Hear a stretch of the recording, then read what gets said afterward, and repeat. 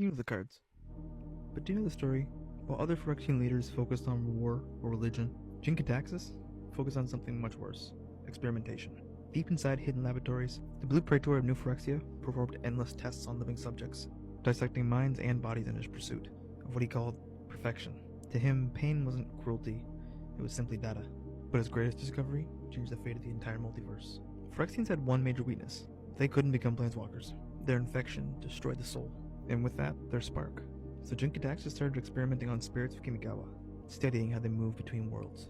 Eventually, using a device called the reality chip, he achieved the impossible. He found a way to complete a planeswalker without destroying their spark, and his first victim was Tamiyo. With that breakthrough, the Phyrexians gained the power to spread their corruption across every plane in existence. But in the end, the architect of perfection met a fitting fate, being torn apart by the very monsters his experiments created. You know the cards. But do you know the story? What if one of Phyrexia's most feared leaders was also the biggest rebel? Meet Urbrask, the Hidden, a Praetor of New Phyrexia. While others like Elish Norn demanded absolute perfection and control, Urbrask believed in something different. Freedom. Well, as much as a Phyrexian can allow. Instead of wiping out surviving Myrians, he gave them refuge. Not out of kindness, but because he respected strength and individuality. But his defiance didn't stop there. Urbrask secretly worked against New Phyrexia itself. He aligned with Tezzeret and survived a near-fatal journey to New Cabana, and even cooperated with planeswalkers, like Vivian Reed. Why? Because he believed the system was broken. He wanted Phyrexia to evolve, not into a perfect machine, but something more unpredictable. When war finally came, Urbrask didn't hesitate. He rebelled. He fought back, and even helped Chandra and Ren reach Realmbreaker, the key to Phyrexia's invasion. In the end, he may have fallen, but without Urbrask, Phyrexia may have never been stopped. You know the cards. But do you know the story? Empires don't always fall to armies. Sometimes, they fall to a whisper. This is Sheoldred, a Praetor of New Phyrexia. Sheoldred didn't conquer with brute force. She conquered with lies, spies, and sleeper agents. Entire societies can fall before they even knew she was there. She's terrifying to see. A humanoid torso fused to a massive spider-like horror. And if things went wrong, she could literally split apart and escape. During the war on Dominaria, she secretly planted agents across the world, resurrected ancient evils, and even corrupted heroes like Ajani and Karin. But Sheoldred didn't want to just serve Phyrexia, she wanted to rule it. So she betrayed Elish Norn and joined the rebellion. This was the start of her undoing. She was captured and dragged to Elish Norn, but she refused to kneel. And just like that, with an order, Ajani took her head. The most cunning Praetor. Gone. But here's the scary part. When your whole strategy is secrets and manipulation, how do you know when she's really gone for good?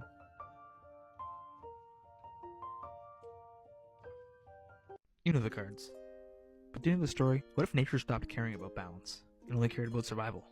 Meet Vorinclex, the terrifying Praetor known as the Voice of Hunger. In the world of Magic the Gathering, Vorinclex rules the savage wilds of New Phyrexia, standing 12 feet tall with bone tusks and spiked antlers and claws made for tearing prey apart. He isn't a ruler, he's a predator. Vorinclex believes the universe should only have two roles: the hunted and the hunter. He transformed entire forests into killing grounds, and even corrupted heroes like Glissa Sunseeker into monstrous Phyrexians. But his most important mission came when Elish Norn sent him to the Viking-inspired plane of Keldheim. There, he nearly died entering the plane, but rebuilt himself and stole divine metal from the god Yiska. That metal helped grow the Realmbreaker, a weapon that let Phyrexians invade the entire multiverse. Vorinclex was later beheaded in battle, but Phyrexians don't die easily. But somewhere in the multiverse, the Voice of Hunger might still be hunting. You know the cards. But do you know the story? While other Phyrexian leaders focused on war or religion, Jin-Gitaxus focused on something much worse: experimentation. Deep inside hidden laboratories, the Blue Praetor of New Phyrexia performed endless tests on living subjects, dissecting minds and bodies in his pursuit of what he called perfection. To him, pain wasn't cruelty, it was simply data.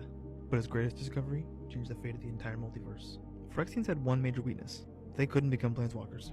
Their infection destroyed the soul, and with that, their spark.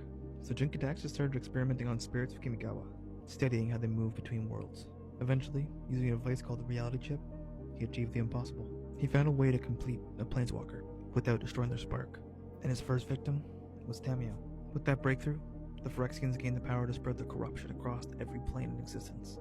But in the end, the architect of perfection met a fitting fate, being torn apart by the very monsters his experiments created. You know the cards. But do you know the story? He was born a man, but died a Phyrexian. Meet Gix. Once a human rebel in the caves of the damned beneath the Thron capital. Sick with stasis, he struck back at the Thron, stabbing the Artificer Glacian with a Power Stone shard, spreading the very sickness that cursed him. When Yawgmoth returned, he cured Gix and demanded loyalty in exchange. Gix swore fealty to him, and was soon among the first to be completed, shredding humanity for a body of bone, metal, and flesh, rising as one of Phyrexia's most feared praetors. Millennia later, during the Brothers' War, Gix returned to Dominaria, manipulating humans, sowing chaos, and corrupting Mishra into Phyrexian service. After Urza's Styx Blast destroyed the battlefield, Gix was forced to retreat to Phyrexia. Even then, he built sleeper agents, plotting a return, until Yawgmoth's wrath punished him, casting him into the punishment sphere for thousands of years. When he was freed by the collapse of the Shard of the 12 World, Gix led one final incursion, only to face Urza in a cinematic battle. A desperate spell backfired, and Gix was obliterated into a blinding inferno. But even in death, his name lingered. You know the cards. But do you know the story? Once a Mirrodin angel, Atraxa fell to the will of Phyrexia, captured while defending her people. She was completed by Elish Norn and 3 other praetors, transforming her into a terrifying enforcer of the Mother of Machines. Pale wings, clawed hands, and a voice that pierced even the strongest Phyrexians marked her birth. Atraxa's mission was clear: unify Mirrodin under Phyrexian rule. While serving as Norn's loyal general, she created more Phyrexian angels in her image, spreading fear and domination. Sent to New Capenna, Atraxa led the Machine Legion to seize Relic, destroy the Halo Fountain, and wipe out the city's citizens. She corrupted the Maestros, turning their obsession with beauty into chaos, shattering museums, releasing trapped angelic energies. But the Capenians fought back. Explosive collapsed Park Heights onto her, and Atraxa was impaled by a steel grinder, ending the reign of one of Phyrexia's most fearsome generals. From angel to Phyrexian monstrosity, Atraxa's legacy is power, devotion, and destruction. A warning that even the divine can be twisted by Phyrexia.